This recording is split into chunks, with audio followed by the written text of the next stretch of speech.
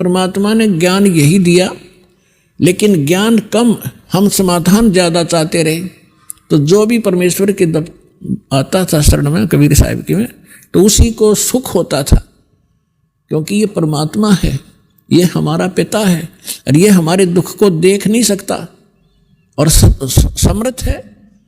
अब जैसे कोई बालक है, बच्चा है, और किसी भी कारण से उसने कर्जा सिर पर कर लिया और पिता के पास सामर्थ्य है और वो पिता के पास आता है, पिताजी ऐसे ऐसे हो गया, तो वो कहेगा बेटा आगे गलती नहीं करेगा, ले ये तेरा कर्जा मैं तार देता हूँ, तो वो आगे ठीक चले तो वो बात बन गई। तो इसी प्रकार ये समर्थ परमात्मा है।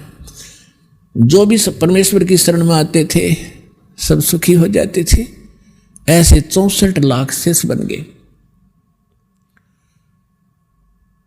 और कारण क्या रहा कि हमने उस परमात्मा को परमात्मा नहीं माना, हमने ज्ञान आधार नहीं किया, समाधान को आधार किया, और जब सुख होते चले गए फिर वो बकवाद हमारे मन में फिर घर कर गई, जिस कारण से हम 64 लाख के 64 लाख यहीं फिर भटकते रह गए, पार नहीं हो पाए।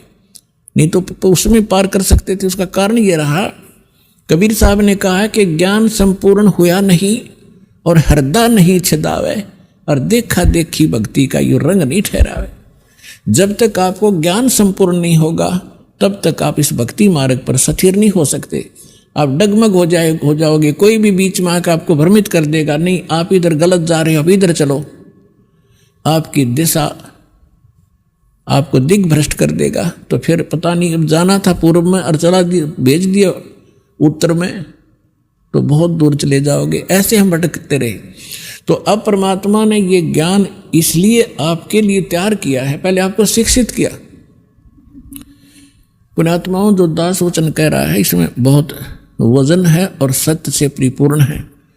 आज से 50-100 वर्ष पहले आप पिछला इतिहास देखो, लाखों वर्ष चले गए इस सृष्टि को, इस चतुर्युग में।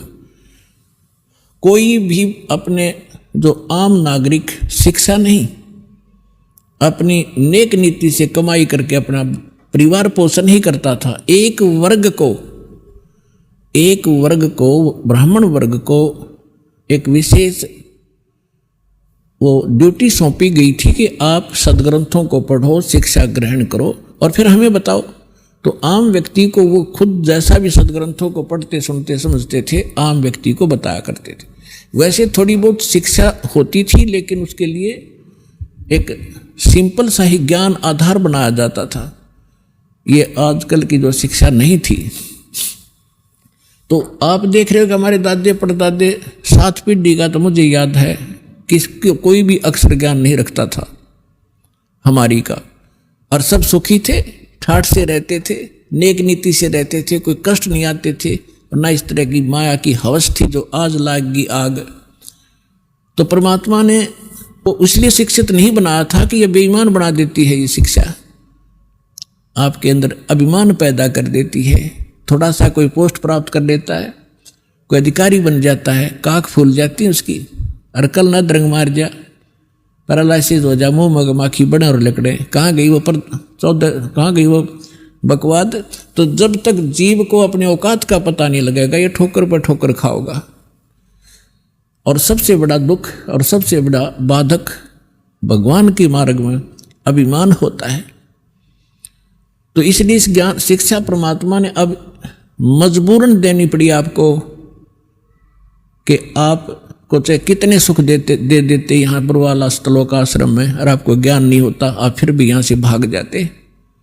अब पहले आपको ज्ञान से रंगा जाता, आपको इसलिए बुलाया जाता है कि आप रह कर यहाँ आए, और आपको यहाँ आने से बहुत लाभ होता है।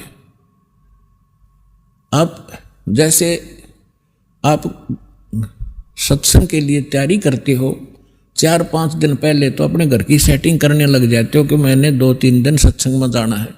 तो वो भी आपके पुण्य शुरू हो गए, भगवान के लिए ही आपने किसी कोई भी सेटिंग की।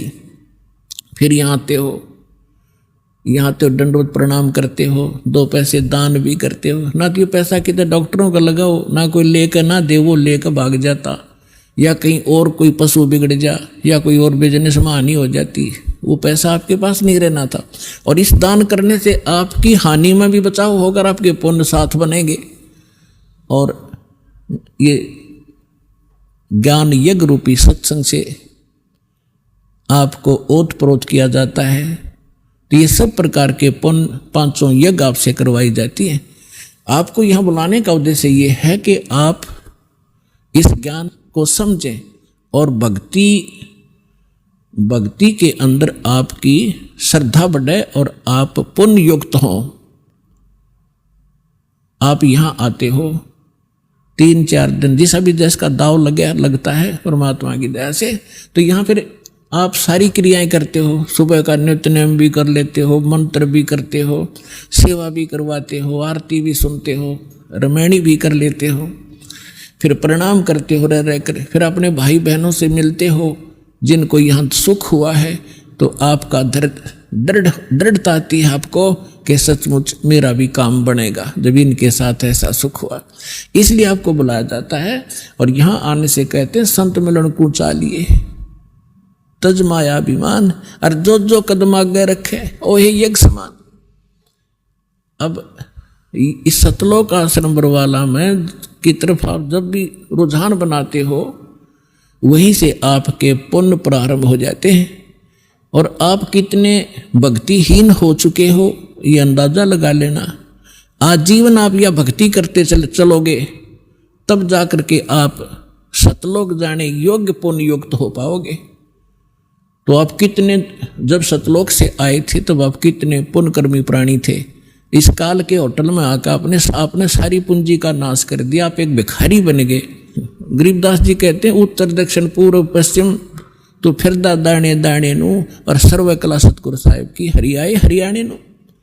तो हर एक दाने के लिए धक्के खाते हो, अंडो को इंग्लैंड में जा रहा, हर को अमेरिका में धनी बन का आऊँगा। आपने यही धनी बना दे परमात्मा, जो नीत साबित होता है। करके देखो, भक्ति 100 सुख देगा, 100 बरकत देगा, 100 प्रकार के आपकी हानि टाल देगा, यही सुख हो गया।